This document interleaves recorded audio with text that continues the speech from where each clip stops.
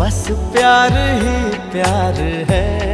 বলিউডের এক সময়ের জনপ্রিয় অভিনেতা বিবেক ওবেরয় ক্যারিয়ারের মধ্য গগনে পৌঁছেও থমকে যেতে হয়েছিল এই অভিনেতাকে।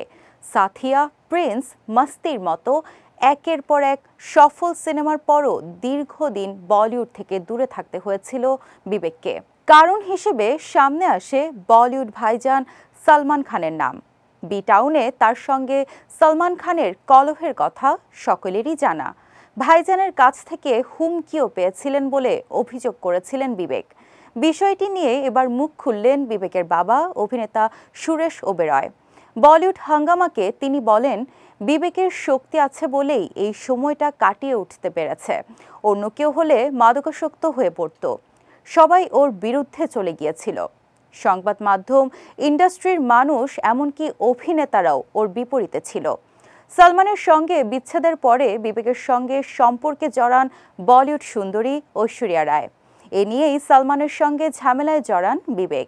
এক সাংবাদিক সম্মেলনে বিবেক জানিয়েছিলেন, সলমান ফোন করে তাকে হুমকি দেন।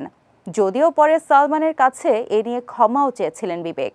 সেই সময়ে কিভাবে একের পর এক কাজ হারিয়েছিলেন তা নিয়েও কথা বলেছিলেন এই অভিনেতা।